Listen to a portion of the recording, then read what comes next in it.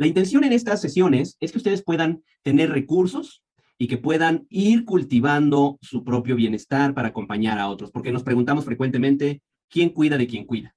¿Quién cuida de quién cuida? Esa es una pregunta muy, muy, muy común. Primero les quiero contar que hay un autor que yo quiero mucho y admiro mucho, se llama Slavoj Zizek. Él recientemente sacó un libro que habla de la pandemia y presenta varios artículos, pero un artículo en específico habla acerca del desgaste de las personas que trabajamos con otras personas. Él habla de que hay como tres áreas diferentes de trabajo. Hay un grupo de personas donde trabajan todo el tiempo haciendo cosas manuales. Es un grupo muy grande en nuestra América Latina. Son personas que trabajan con materiales, que trabajan construyendo, que trabajan en oficios, ¿no? Que trabajan con madera, que trabajan cargando cosas de un lugar a otro, que trabajan... Hay personas que hacen ese tipo de trabajo manual. Hay otras personas que hacen un tipo de trabajo más administrativo, que no necesariamente están en contacto con personas, ¿no? Pues son personas que toman decisiones de un escritorio y no necesariamente están en contacto con otros. Pero hay personas que estamos en contacto con otros todo el tiempo, pero que no solo estamos en contacto con otros todo el tiempo, sino que nosotros necesitamos tener cierta configuración emocional para poder hacer nuestro trabajo con otros.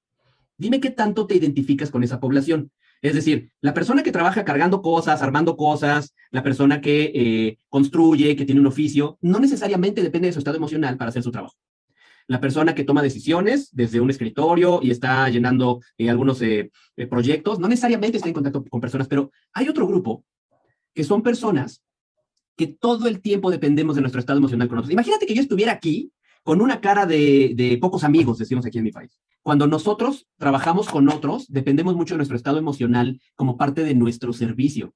Terapeutas, psicólogos, docentes, nutriólogos, tanatólogos, tanatólogas, médicos, enfermeros, enfermeras, en fin, todas estas áreas dependen de eso. Y por eso tenemos un extra de desgaste. ¿Queda clara la primera premisa? Estamos nosotros acompañando a otros y dependemos de nuestro estado emocional para acompañar a otros. Y eso nos desgasta, porque no es como decir, bueno, pues ya me voy a mi oficio, ¿no? No, necesitas, es tu materia de trabajo, poder escuchar, poder conectar. Entonces, otra cosa que ha ocurrido, hemos estado bombardeados de muchas noticias de peligro. Dime si no has visto eso cómo se apoderó de los medios de comunicación. Hemos estado bombardeados de número de fallecimientos, número de enfermedades. Recientemente hay otra noticia que acaba de salir que es muy importante a nivel internacional. Es esta noticia del que actualmente hubo una protesta de científicos, no sé si lo vieron, que están hablando de que estamos llegando al punto de no retorno de cuidado del medio ambiente. Esto depende de donde lo revises, desde diferentes científicos. Hay algunos que comentan que nosotros atravesamos ese punto de no retorno hace más o menos unos años, hace unos 3, 4 años. Hay otros que están diciendo, no, estamos llegando ahorita. ¿Qué significa punto de no retorno? Estamos llegando a un momento donde si no hacemos cosas de manera urgente y masiva, entonces no va a haber manera de salvar el equilibrio del planeta. ¿No? Ya no va a haber manera. En términos de uso de recursos hídricos, en términos de uso de diferentes recursos naturales que empleamos. Entonces, bueno, ¿qué pasa con todas estas noticias? Que las personas que llegan con nosotros son personas que llegan más activos en algo que se llama sistema de amenaza y defensa. Cuando nosotros recibimos, por ejemplo, malas noticias, noticias de guerra, noticias de miedo, entonces lo que pasa es que se activa el sistema de defensa. ¿Qué ocurre con el sistema de defensa en el cerebro humano? Lo que ocurre es que se detona la creación de una serie de hormonas como el cortisol y se activan zonas del cerebro vinculadas con la amenaza y la defensa, como la amígdala cerebral. Y eso genera mucho estrés en los seres humanos. ¿Y qué pasa contigo si eres alguien que acompaña a otros? Lo que pasa contigo y conmigo y con todos mis colegas que acompañamos a otros es que nosotros de manera natural resonamos con el estado emocional de los demás. ¿Qué significa resonar? Resonar es como cuando llega una persona muy querida tuya y llega súper triste contándote una noticia triste. ¿Tú cómo te sientes cuando alguien muy querido tuyo llega contándote una historia triste? Tiendes a sentirte triste también. ¿Qué pasa cuando una persona que tú quieres mucho, que te importa mucho, llega contigo en un estado de enfado, de enojo, de rabia? Tú también resuenas con esa rabia.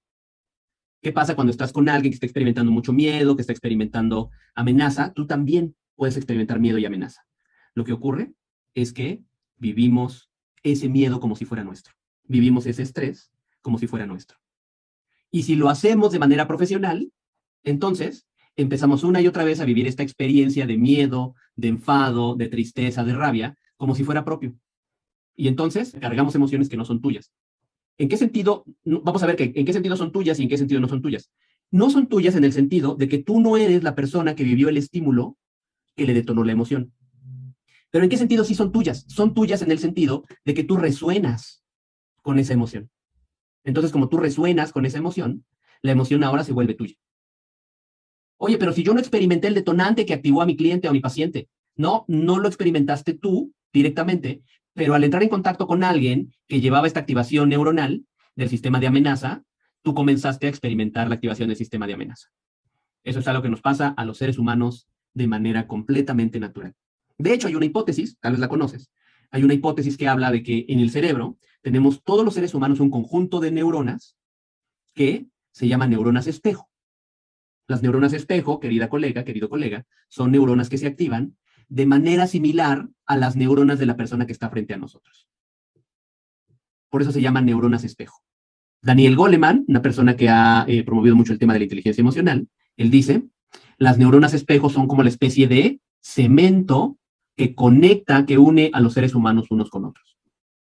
¿Cómo descubrieron esto? La manera en que lo descubrieron fue muy interesante.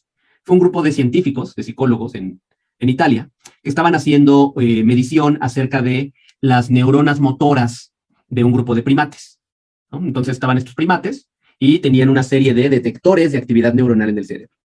Y entonces, cuando estaban trabajando con ellos, veían en la pantalla del escáner, veían qué neuronas del cerebro de los primates se activaban cuando hacían ciertos movimientos. En un punto de este experimento lo que ocurrió fue que uno de los investigadores vio el escáner y vio que había actividad en las zonas motoras del cerebro del primate. Y dijo, qué interesante, ¿qué movimientos estará haciendo el primate? Y al voltear a ver al primate, ¿qué creen? El primate no se estaba moviendo. Decía, ¿por qué? ¿Por qué se está viendo actividad en la zona motora del cerebro del primate si el primate no se está moviendo? Entonces, al analizar qué estaba haciendo el primate no estaba moviendo, pero estaba viendo al colega del neurocientífico que sí se estaba moviendo. Y entonces le dijo a su colega, a ver, colega, no te muevas. Y cuando dejó de moverse su colega, se acabó la actividad en esta zona del cerebro motora del primate. A ver, muévete. Se mueve el colega y se activa la zona motora del cerebro del primate sin que el primate se mueva.